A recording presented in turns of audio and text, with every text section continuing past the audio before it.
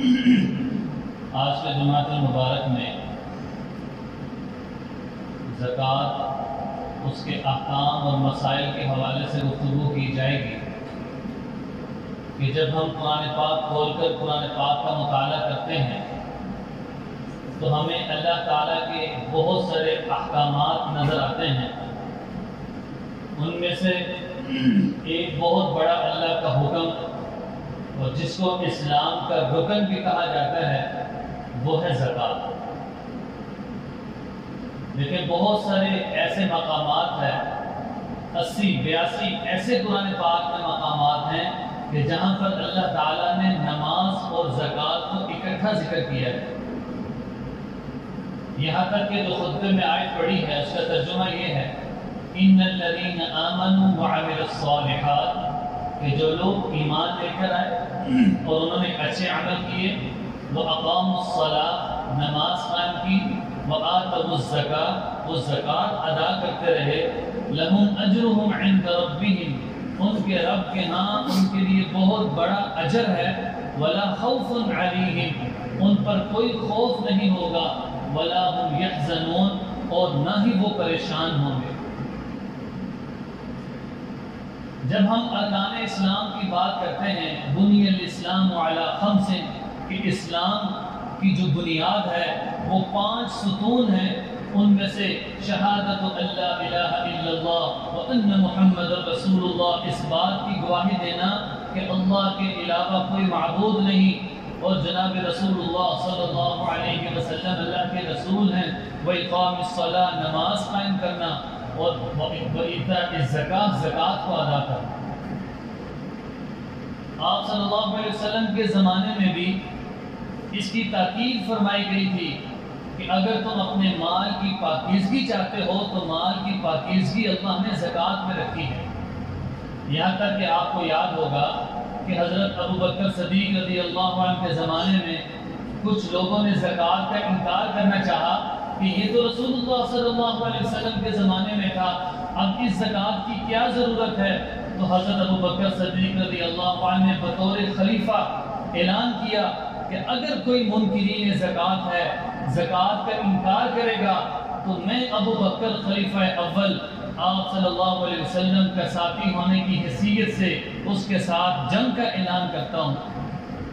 تو میں کہ یہ اللہ کا حکم ہے، قرآن پاک میں اللہ نے اس کی تاکید فرمائی ہے، لہٰذا اگر کوئی اس کا انکار کرتا ہے تو وہ اسلام کے ایک رکن کا انکار کرتا ہے، اور اسلام کے رکن کا جو انکار کرے گا ابوبکر کی اس کے ساتھ اعلان جنگ۔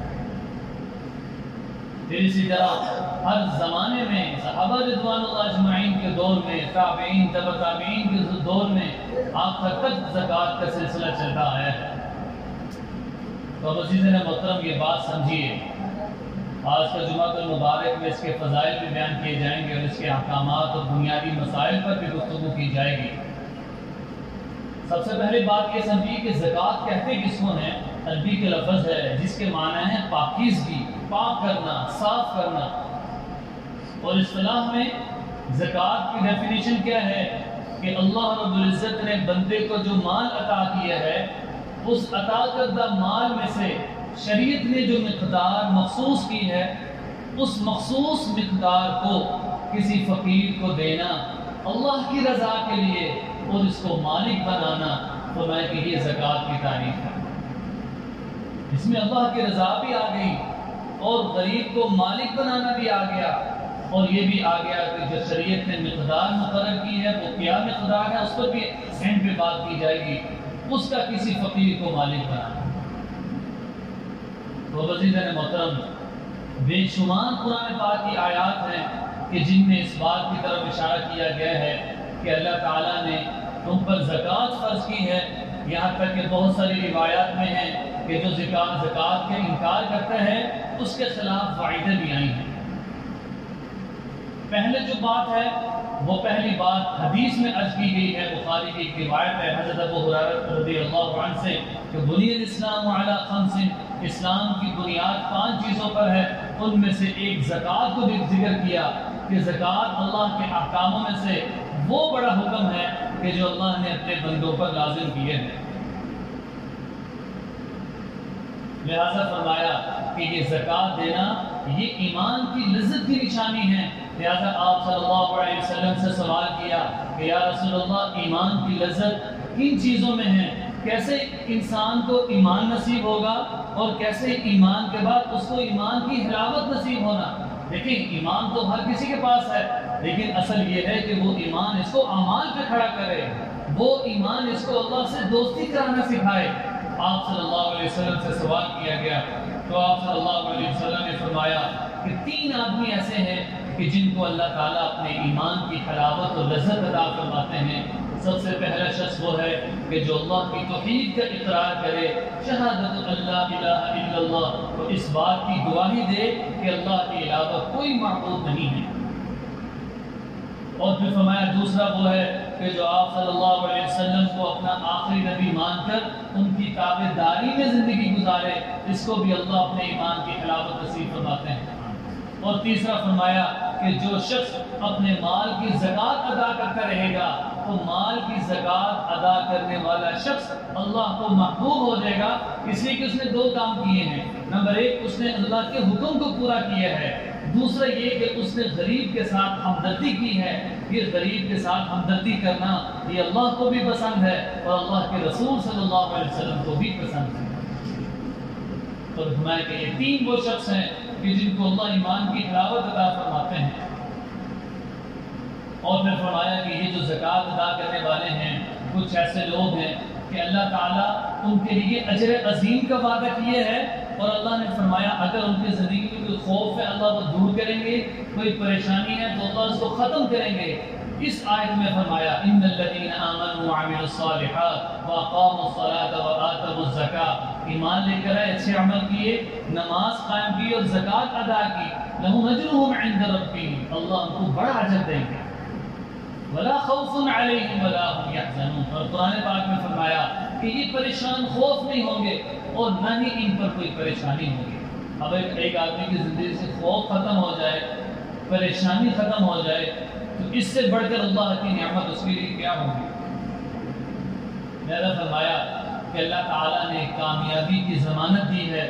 سورہ لقمان میں اللہ رب العزت نے فرمایا الذین یقیمون الصلاة ویؤتون الزکاة وهم بالآخرة هم یوقنون، کہ جو لوگ نماز قائم کرتے ہیں، زکوٰۃ ادا کرتے ہیں اور آخرت کے دن پہ یقین رکھتے ہیں، ان تینوں لوگوں کے بارے میں اللہ رب العزت نے عظیم خوشخبری ارشاد فرمائی۔ فرمایا اولئک علی ھدی من ربہم، یہی وہ لوگ ہیں جو اپنے رب کی طرف سے راہ ہدایت پر ہیں۔ اب اس میں تینوں چیزوں کا ذکر کیا ہے، نماز کا بھی ہے، اس میں زکوٰۃ کا بھی ہے، اور تیسرے نمبر پہ آخرت پر یقین بھی ہے، جس کو کہتے ہیں والقدر خیرہ وشرہ من اللہ تعالی والبعث بعد الموت، کہ موت کے بعد اللہ انسان کو دوبارہ زندہ کریں گے، دوبارہ حشر لگے گا، یا تو انسان ہمیشہ کے لیے جنت میں جائے گا یا ہمیشہ کے لیے جہنم میں جائے گا۔ یہ یقین مسلمانوں کا ہے کہ آخرت کا دن ہوگا، فرمایا کہ یہ جو رکھے گا ایمان یہی اللہ رب العزت کی طرف سے ہدایت پر ہے، وَأُولَٰئِكَ هُمُ الْمُفْلِحُونَ، اور یہ وہ لوگ ہیں کہ جن کو اللہ تعالیٰ کامیابیاں عطا کریں۔ تو اس میں ذرا آپ غور کریں کہ اس میں بھی زکوٰۃ کا تذکرہ ہے کہ جو اللہ رب العزت کی طرف سے ہدایت پر ہے۔ لہذا ابو ہریرہ رضی اللہ عنہ سے ایک روایت مسلم میں ہے کہ جس میں یہ آتا ہے کہ یہ جو زکوٰۃ ہے یہ مال کو کم نہیں کرتی۔ ظاہر نظر آتا ہے کہ آدمی زکوٰۃ ادا کر رہے ہیں تو مال کی کمی ہو گئی ہے، تو میں کہ زکوٰۃ ادا کرنا یہ مال کی کمی نہیں ہے۔ حدیث پاک میں آتا ہے ما نقصت صدقۃ، کہ کوئی صدقہ ایسا نہیں ہے جو مال کو کم کر دے۔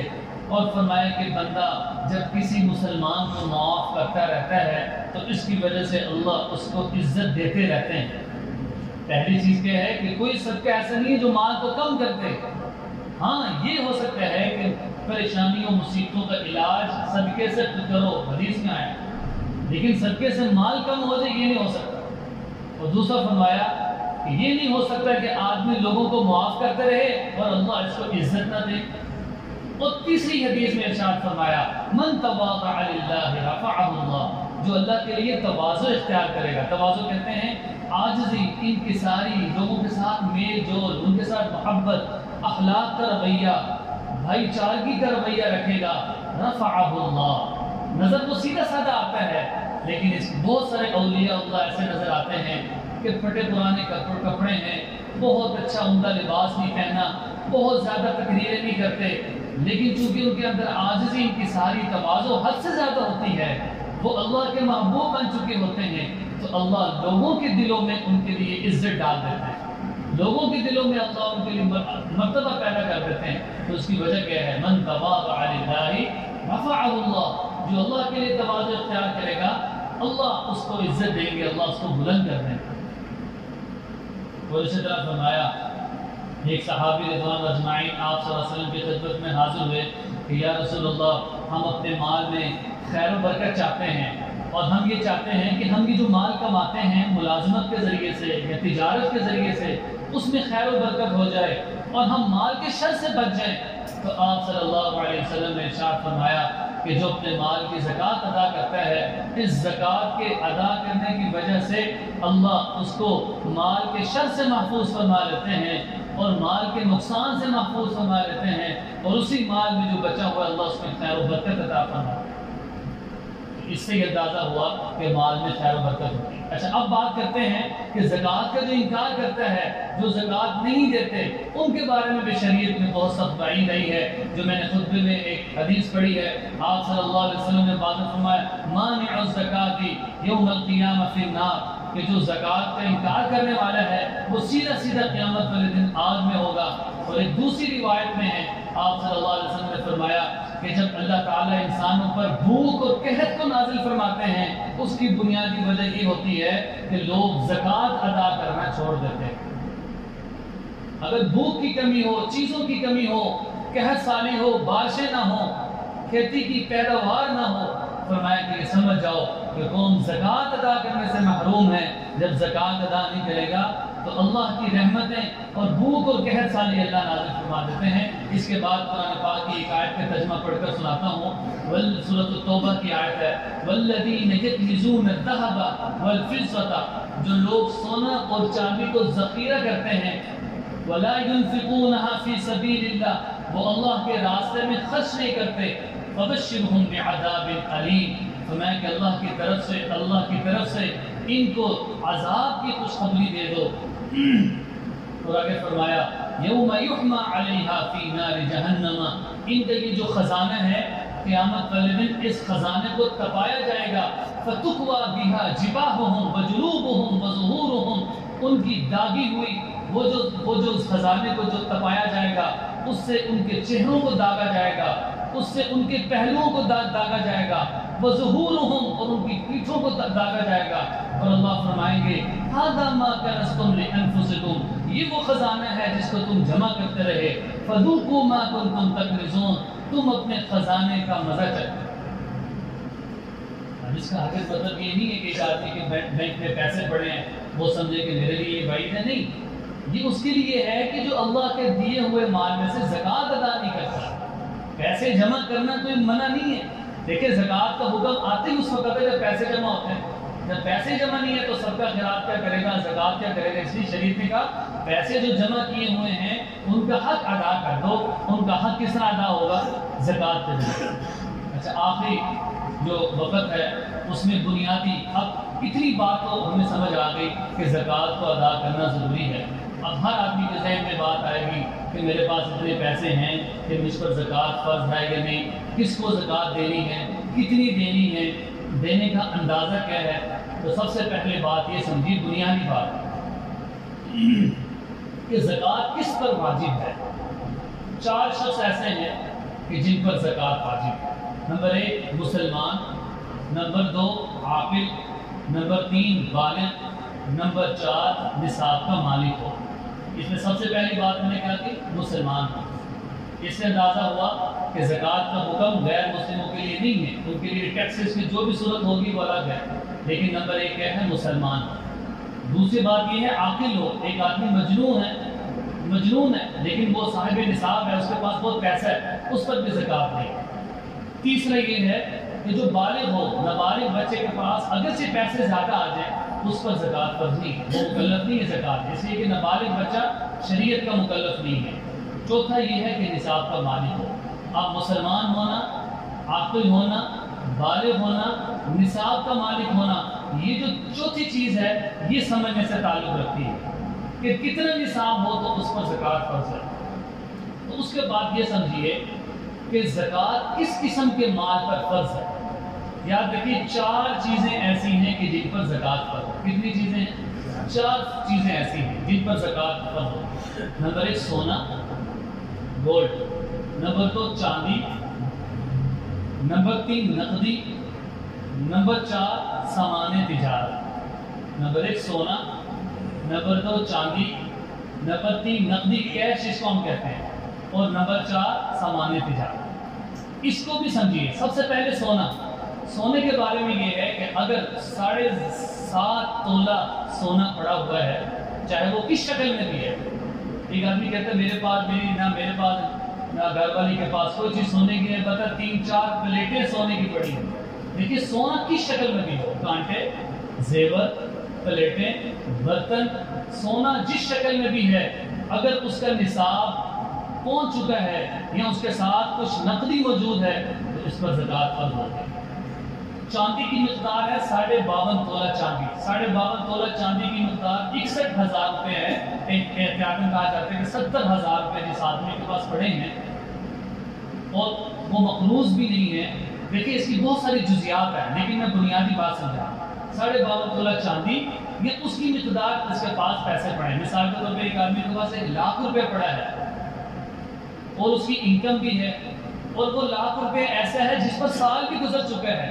یہ نہیں ہے کہ ایک آدمی کے پاس مثال کے طور پہ ایک آدمی کی تنخواہ 1,00,000 ہے لیکن اس کا گھریلو خرچہ ایسا ہے کہ وہ پورے سال میں اس کے پاس پیسے جڑتے نہیں ہیں، اس پر زکوٰۃ نہیں۔ یعنی حولان حول شرط ہے، سال گزرنا شرط ہے، تو یہ چاندی کی مقدار ہو گئی۔ تیسری چیز یہ عرض کی ہے کیش ہو۔ اچھا آپ کیش، نقدی کے بارے میں تھوڑی وضاحت سن لیں۔ نقدی مختلف طریقے ہیں، اپنے پاس پڑی ہے 2,00,000 روپے پاس پڑا ہے یا بینک میں ہے۔ تیسری لوگ پوچھتے ہیں کمیٹی ڈالتی ہے، 10,00,000 روپے کمیٹی میں چلے گئے ہیں، اس پر بھی زکوٰۃ ہے۔ اسی طرح انشورنس میں کچھ لوگ رقم جمع کروا دیتے ہیں کہ 10,00,000 روپے میرے بچوں کی انشورنس ہے، اس پر بھی زکوٰۃ ہے۔ اور پھر اسی طرح حج کے لیے پیسے جمع کر رہا ہے، 5,00,000 ہو گئے، یا بچے کی شادی کرنی ہے بچی کی، اس کے لیے پیسے جمع کیے ہوئے ہیں، اگر اس پہ سال گزر گیا اس پر بھی زکوٰۃ ہے۔ یہ سمجھ آ گئی؟ تو کیش کا مطلب ہے کیش اپنے پاس ہو، بینک میں ہو، رقم جمع کی ہو تو اس پر زکوٰۃ ہے۔ چوتھی چیز یہ ہے سامان تجارت۔ سامان تجارت میں بھی تھوڑی وضاحت ہے۔ دیکھیں ایک آدمی نے پلاٹ خریدا ہے نا، تو پلاٹ اس نیت سے خریدا ہے کہ میں اس کو آگے بیچوں گا، اور یہ نیت اس کی قائم ہے، پھر اس پر زکوٰۃ ہے۔ اگر اس نے بیچ میں کی نیت ہے کہ یار شاید میں اپنا گھر بنا دوں، پھر اس پلاٹ پر زکوٰۃ نہیں۔ علماء نے لکھا 2 چیزیں۔ نمبر 1 اس نے خریدتے ہوئے کوئی نیت نہیں تھی، بعد میں اس نے کہا کہ چلو میں بیچ کے کہیں اور انویسٹمنٹ کر لوں گا، لیکن بیچ میں یہ نیت بھی آ گئی کہ شاید میں اس کے اوپر اپنا گھر بنا لوں، تو اب اس پر زکوٰۃ نہیں ہے۔ ہاں اگر یہ پکی نیت ہے کہ میں گھر کے پلاٹ خرید رہا ہوں، اس کو میں بیچوں گا، اور یہ بیچنے کی نیت آخر تک برقرار ہے، تو اب اس پلاٹ پر بھی زکوٰۃ ہوگی، وہ 1 کروڑ کا ہے، 80 لاکھ کا ہے، جتنے کا بھی ہے۔ اچھا سامان تجارت، ایک آدمی بزنس کرتا ہے، کون سی ایسی چیزیں ہیں گھریلو یا دوسری کہ جن پر زکوٰۃ ہے اور جن پر نہیں ہے؟ جو قابل زکوٰۃ ہے وہ ہے ایک آدمی کی کپڑے کی دکان ہے اور دکان کے اندر اس کے پاس 50 لاکھ کا مال پڑا ہوا ہے، تو اب وہ 50 لاکھ کا جو مال ہے اس کی زکوٰۃ دے گا۔ اسی طرح گودام میں بہت ساری چیزیں پڑی ہیں جس سے وہ کاروبار کرتا ہے، تو اس کی بھی وہ زکوٰۃ دے گا۔ ناقابل زکوٰۃ کون سی چیزیں ہیں سامان تجارت میں جس پر زکوٰۃ نہیں ہے؟ میرا گھر ہے، گاڑی ہے، کپڑے ہیں، چیزیں ہیں، 10 گاڑیاں بھی ہیں لیکن ضرورت کی ہیں، ان پر زکوٰۃ نہیں ہے۔ 2 گھر ہیں، دونوں میں رہتا ہوں، ان پر بھی زکوٰۃ نہیں ہے۔ پھر اسی طرح مشینری پڑی ہے، فرنیچر پڑا ہوا ہے، تو یہ جو ساری کی ساری چیزیں ہیں ان پر زکوٰۃ نہیں ہے۔ ٹھیک ہے، اچھا اب اس میں یہ بات سمجھی زکوٰۃ کب واجب ہوتی ہے؟ ایک آدمی کے پاس ان چاروں میں سے کسی ایک بھی نصاب کے یہ مالک ہو گیا ہے، اس کے پاس گولڈ پڑا ہوا ہے۔ پچھلے دنوں میں اسی مثال دے رہا ہوں، پچھلے دنوں ایک خاتون زکوٰۃ لینے کے لیے آ گئی، تو ویسے ہی ہمارے ذہن میں اس سے پوچھیں کہ آپ کے پاس کوئی سونا بھی پڑا ہوا ہے؟ وہ کہنے لگی میرے پاس 2 بس وہ جو بالی ہے نا کان والی، وہ گولڈ کی پڑی ہوئی ہے۔ ہم نے کہا ساتھ کچھ کیش بھی ہے، کیش بھی پڑا ہوگا 40-50 ہزار۔ ہم نے کہا بیوی آپ زکوٰۃ لینے آئی ہو، آپ کو تو چاہیے زکوٰۃ دو۔ کیونکہ گولڈ بھی موجود ہے، وہ کم از کم 1.5 تولے کا تھا، اور ساتھ نقدی بھی موجود ہے، ان دونوں چیزوں کو ملا دو تو چاندی کے نصاب کو پہنچنے کی نہیں پہنچتی ہے۔ اب یہ چاندی والی زکات ہے، تو فرمایا کہ اس لیے زکات کب واجب ہوتی ہے؟ بہتر یہ کہ قمری سال کے مہینے سے زکات دی جائے، محرم، صفر، ربیع الاول۔ اس لیے آپ نے دیکھا ہوگا کہ یہ میں نے مسئلہ بھی اس لیے زکات والا عنوان اختیار کیا، کچھ لوگ رمضان میں زکات ادا کرتے ہیں، تو یاد رکھیے رمضان میں کیوں لوگ دیتے ہیں زکات؟ اس لیے کہ زکات کا جو حساب ہے وہ شمسی مہینوں کے حساب سے نہیں ہے، جنوری، فروری، مارچ میں، جون میں دیتا ہوں، نہیں، اسلامی مہینوں کے اعتبار سے زکات دینا ضروری ہے۔ پھر اس میں یہ بات ہے کہ زکات کے لیے یہ بھی ضروری ہے کہ سال تک ہونا ضروری ہے۔ مثال کے طور پہ ایک آدمی کے پاس سال کے شروع میں 10 لاکھ روپے پڑا تھا، سال کے درمیان میں 2-3 لاکھ روپے خرچ ہو گیا، لیکن سال کے آخر میں دوبارہ 10 لاکھ ہو گیا اس کے پاس، تو اب زکات کتنے کی دے گا؟ 10 لاکھ کی دے گا، کیونکہ اول اور آخر کا اعتبار ہے، درمیان کا اعتبار نہیں ہے۔ اس کو بھی ایک بات آپ نے سمجھی۔ اور پھر اسی طرح زکات کتنی دینی ہے؟ کل مال کی 2.5% دینی ہے، اس کا حساب ہر بندہ لگا سکتا ہے۔ 1 کروڑ ہے تو اس کے پیچھے کتنا ہوگا؟ 2.5 لاکھ روپے ہوگا، 1000 روپے ہے تو 250 ہوگا، 1 لاکھ روپے ہے تو 2500 ہوگا۔